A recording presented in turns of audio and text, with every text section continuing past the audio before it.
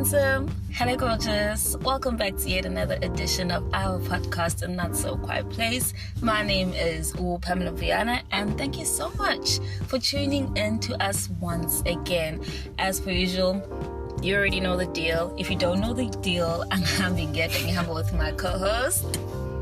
Sifundo Mngadi. What up, everyone? Welcome back to another episode. It's another week, so you know what are we doing? We're giving you a fresh new episode, a new perspective, a new topic. So we are here again. Thank you guys again for continuously listening to us and supporting us. And to our new subscribers, welcome guys, welcome. I hope you enjoy the show.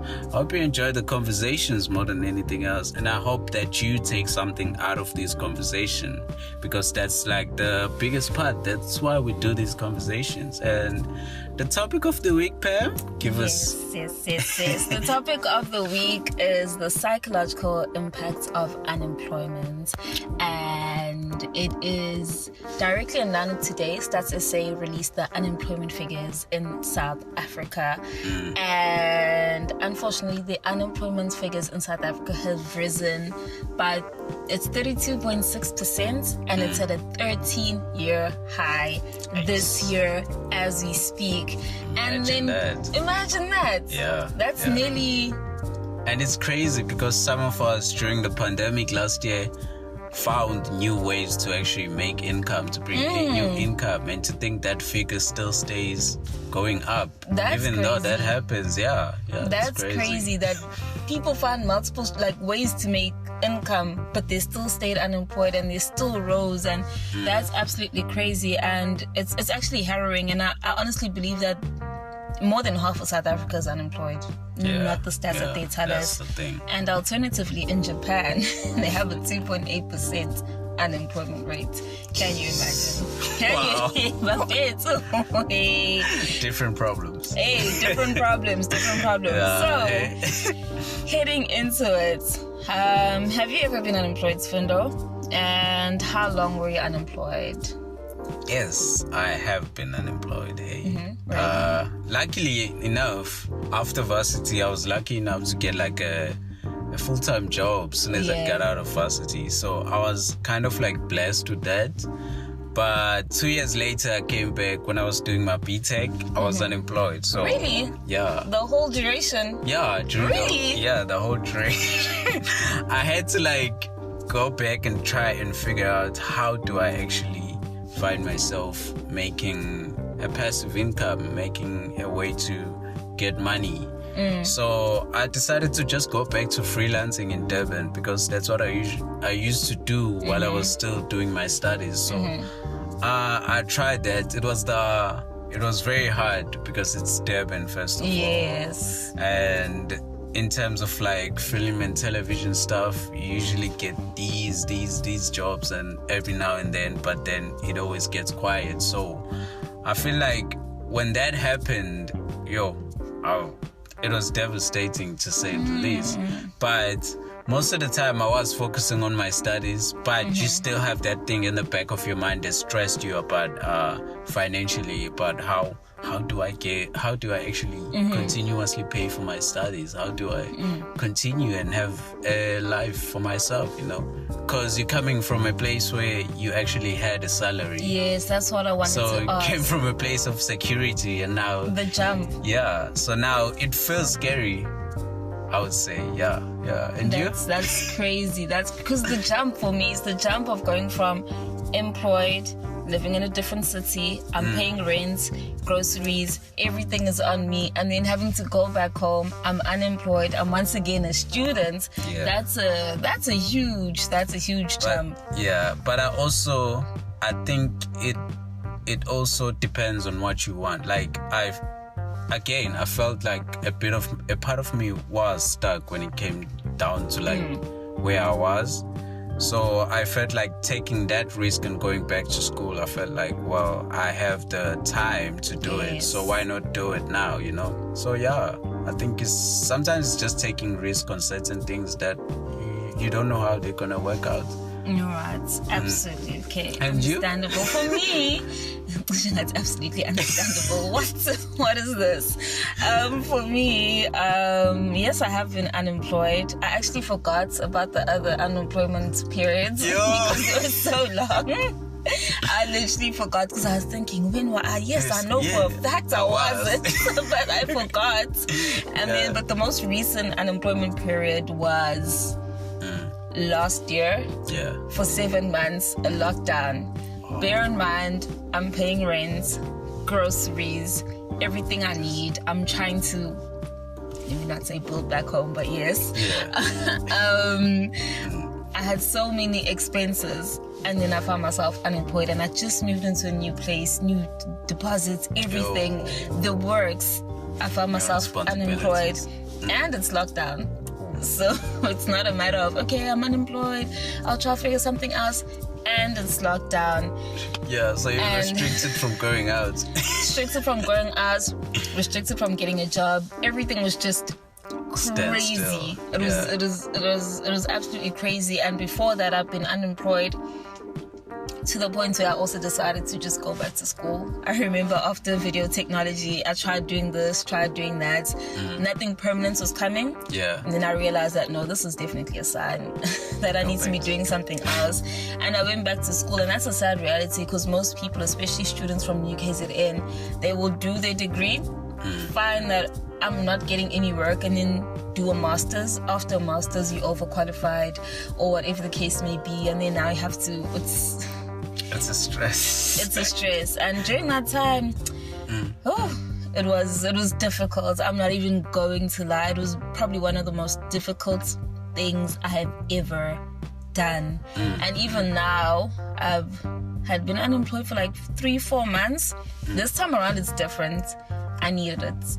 I honestly needed it. Yeah. So that was that. That break, yeah. I needed it, and I just needed to work out a few things before jumping onto the next. With you going from working to going back home, being a student, how did you deal with unemployment? And did you have supportive people around you, or was it just you, your unemployment, and your thoughts? Well, at first, when I decided to go back to school, it was scary for me at first because I thought about that. I thought about now I have to put those responsibilities back to my parents to like live at home and stuff. So I did have the support to come back and do my studies. And honestly, that's one of like the best things that I think I had at that time was that support from my family to say, you can come back home, you can go back to school if you want to, and then do what you need to do. We'll support you. You have a home, you can stay with us. That is amazing. Yeah. So for me, I was blessed with that I had that support. Most people don't have that support to like go back home and figure things out, you know, and most restart. People are maybe like the breadwinner. Yeah. So if you stop, what's gonna happen? Yeah, everything just stops at home. So I would say I was grateful to have that support system in place. And yeah, I as much as there was that pressure from myself to like, I need to like get a job, I need to like make my own money, but I still would say I had the support from home. I think that's more important, as much as we stress ourselves and put certain pressures that we need to do this and that. Yeah. Yeah. And you? With me, how do I put this? I felt like I didn't have support when I actually did.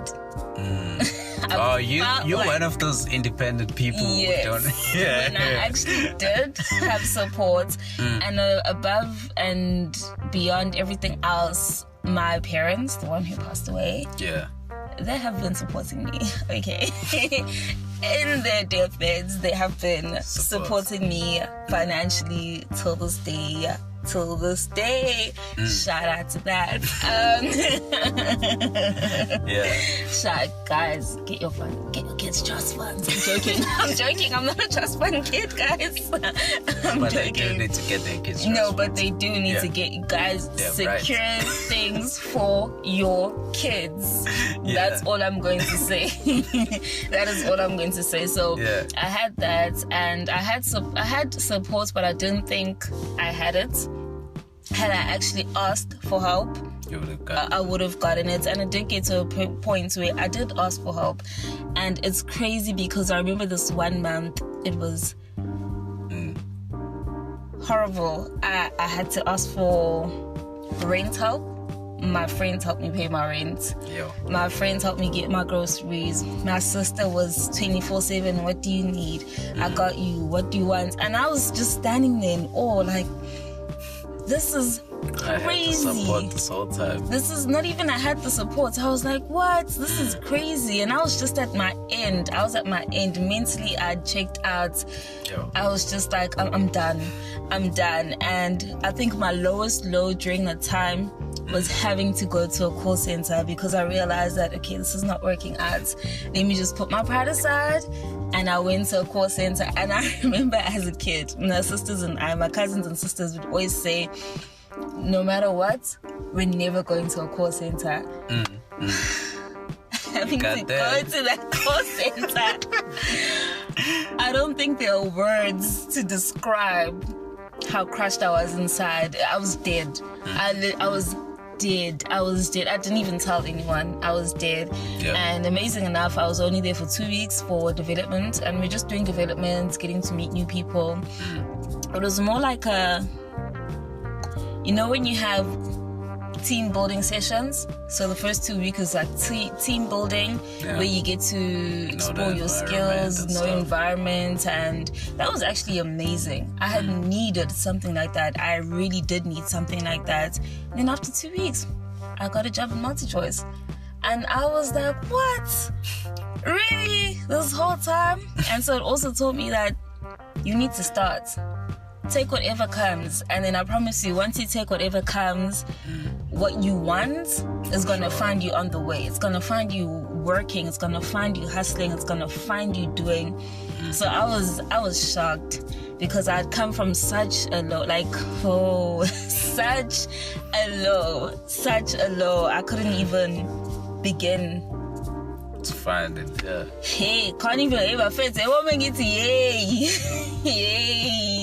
That's what unemployment will do to you. It will tear you apart. And it's even worse when you, in a way, compare yourself to your peers. I mean, some people leave school and everything just works out. They get the job, they get the partner, they get married. Everything just works out. They get the business, and you look at yourself and you think, why not me? What did I do wrong? Where did I go wrong? What happened with me? Is it because of this? Is it because of that? And so, yes. So I learned that. With that. So with that being said, how did unemployment affect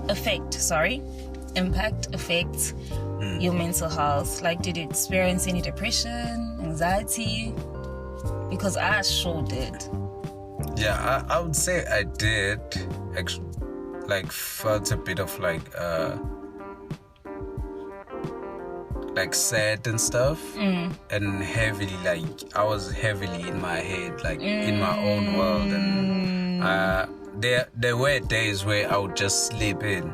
Even where there were days where I would have to go to class, but I would just no, that's I just can't stay, to not have that energy to get out in the morning was the most terrible part that I felt. But I feel for me at that time, I was so used to being able to meditate and be able to center myself every time I find myself in situations where I feel overwhelmed by everything. So I would say every now and then I would go back to that. So that sort of helped me calm down and be able to get out of my head and be a bit more open to what is it that's in front of me. And also, I think that if I may touch on something else, it's what you just said, like comparing yourself to your peers. And that also plays in, because you're suffering from this. You are at this place where you feel like, my life is not moving and everything is just like over. Yeah, and everything is just stagnant. And then you go like on social media and you see your peers like they're doing well, and you like, and you go back like, why not me? I feel like also that comparison kind of like gets in your head to a point where you just really go down the dark hole. A very dark hole. Yeah, so for me, I did experience that a lot. And you? I wanted to say before, I was reading this article from the South African Depression and Anxiety Group, and they said in South Africa we experience up to 23 suicides a day, and they receive up to 400 calls a day, and more than 80% of those calls and suicides are linked to the effects of unemployment. Yikes. That's how dire it is. We may be laughing right now because we are speaking from a place of, okay, I'm on the other side. But when you are in it, it literally feels like you're never going to make it out. It's a dark hole. It's deep. And sometimes you feel like you're a burden. You honestly feel like you're a burden, having to ask for money to do this, to do that, for everything. And the depression I experienced, I don't know, like, they got to a point where I was feeling suicidal. I was honestly feeling suicidal because I was like, what's the point? Yeah. What's the point? Why am I living like this? I would also have days where I'd just sleep in. Yeah. I'd honestly just sleep in. I'm not even going to try. I don't want to be awake. I don't want to do this. So I would sleep. Yeah. I would sleep. I would literally sleep and wake up to take a shower, clean around, and then sleep again. And then I got to a phase where I was like, okay, let me Netflix. And so I'd Netflix until I couldn't Netflix anymore. And then I got to a phase where I wasn't applying anymore. I was like, this is unnecessary. I'm no longer applying because nobody's responding to me anyways.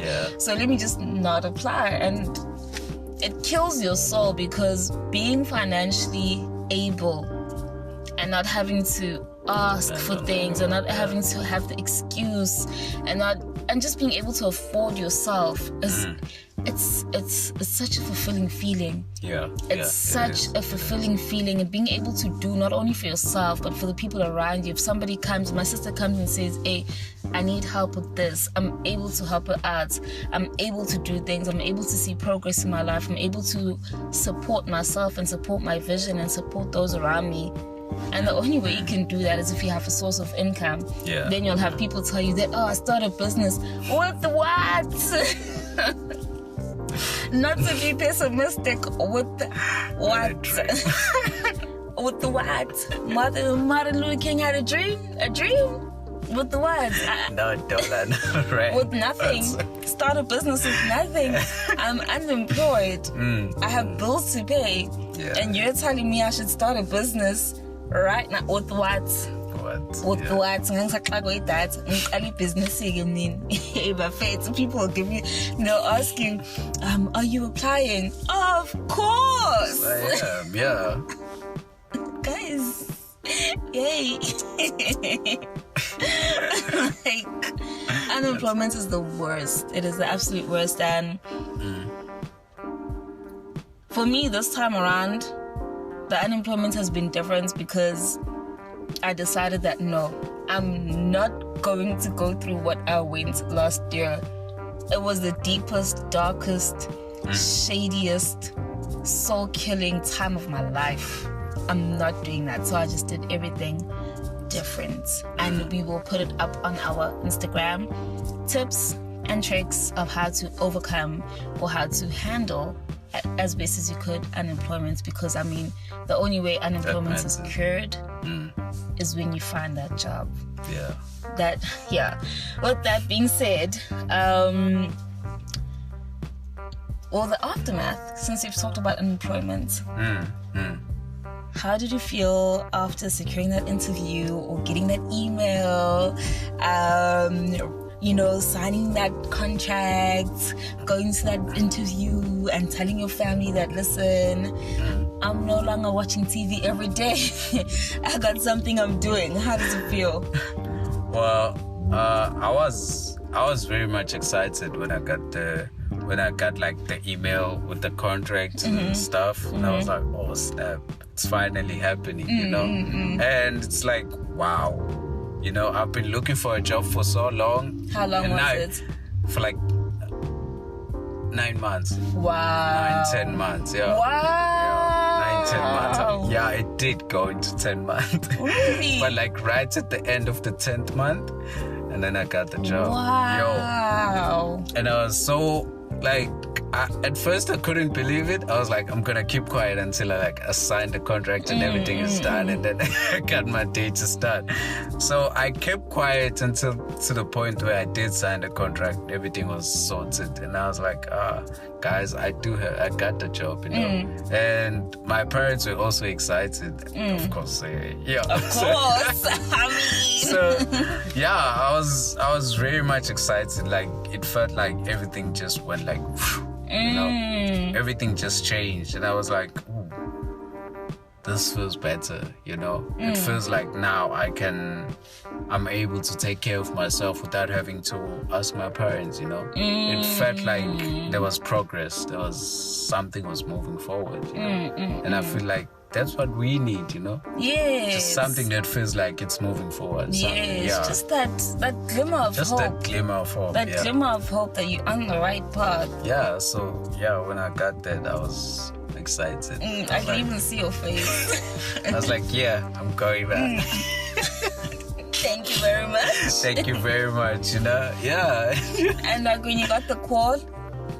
I couldn't believe it when I got the call until I got the email with the contract, and then I saw the contract. I was like, yeah. Wait, did you go for an interview? Yeah, I did go for an interview, but I kind of I didn't take it I was like, I sent this email around June, so why are you replying around October? They've had in October. Yes. August, September. That's 4 months later. 4 months later, in those 4 months, I was busy sending emails somewhere else. Imagine if you decided to say no and you commit suicide only to get a response. Yeah, so that was like, oh, okay, cool.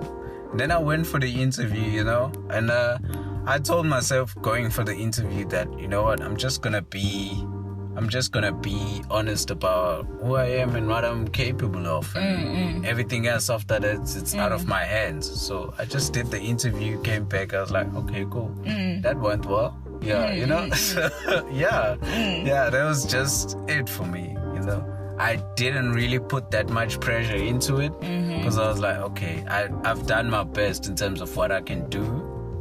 I showed up, and that's all you can do. You get the opportunity, and then you show up to present yourself, because that's all everyone asks for in terms of getting that job, getting that interview. You just want to be able to show yourself, and that's it. For me, that was it. Yeah. And for me, how different life was. I'm going to talk about the contract that made me really happy. I was the same as you. Yeah. I got the call and I was like, okay, because it was through a recruitment company. Yeah. So they didn't tell me which company it was for, only to discover that it's for MultiChoice. And when they called me to come do the interview, I was like, whatever. Okay. I'm so tired of this. I'm not doing this. Yeah. And during that time, I was at CCI, so I would have to wake up early in the morning, go do a week-long interview process. Yeah. And then go to work. And I told no one. No one. I was like, I'm not saying anything about anything until I see contracts, until I see documents. And I also only told my family. Yeah. Actually, I told my family a week after. That's how I was unsure. That's how bad. I was just like, hey, I need to see the building, Mina. I need to see myself walking in that building. Was it a week or 3 days after? I was like, I need to see myself walking into that building. I need to see myself signing contracts. I need to see myself sending banking details and all that kind of stuff, because I was just in shock. I was in shock, and I didn't process anything until I actually started working. Maybe after 2 weeks, I was like, wow. Yeah. I'm employed. I'm really employed. Yeah. And I worked that job with everything in my heart, because I knew that I could never, ever go back to that, which I did. Which I did. But yeah, that's basically how it was. It's just... Well, guys, that's it from us, eh? You've heard our experiences on terms of like dealing with unemployment and trying to find a job, you know. And right now we're living in a crazy time, and I know the majority of us are still struggling to get like that job. My last advice would be easy with yourself, you know. Yes. Just take it one day at a time. Just take like one step forward and just and do your best with whatever chance that you get to present yourself, you know. That's the best that you can do. Yeah, and just find ways to better your skills if you can from where you are, without having to spend money, you know. You don't have, or putting yourself in debt, you know. Yes. Yeah. Just keep pushing. Keep pushing. You know what one thing I did when I was unemployed? Yeah. I'd wake up every single day and I'd send an email every single day. I got burnt out. Don't feel guilty for not sending a job application every single day, because that burned me out. 3 months of sending emails and not getting even one response. That will do something to your soul. Yeah. So if you feel like taking a day off, just take a day off and lazy around, you know. It's nice to lazy around every now and then, but you have to give yourself that freedom to say, I'm gonna lazy around today and I'm not gonna feel guilty about it. Yes. Don't feel guilty. And as Funda said, learn a skill, be kinder to yourself. Don't be afraid to ask for help. There is always help. Even though in your mind you think there isn't, there definitely is always help. And I just can't wait until each and every single person is employed and living their best life. Yeah. So thank you guys for listening again to this episode of the podcast, episode 8, right? Yes, we made it. Podcast don't make it past episode 7, guys. So thank you guys for listening. I hope you guys like this episode. And again, let's continue this conversation over our comment section, you know. And just let us know your experiences dealing with it and how are you coping with it. Let's all like share ideas and tips. Maybe someone else needs to know how to cope with it, you know. Cheers guys, from me Sfunda and from Pamela and Vienna. Cheers guys. We're out.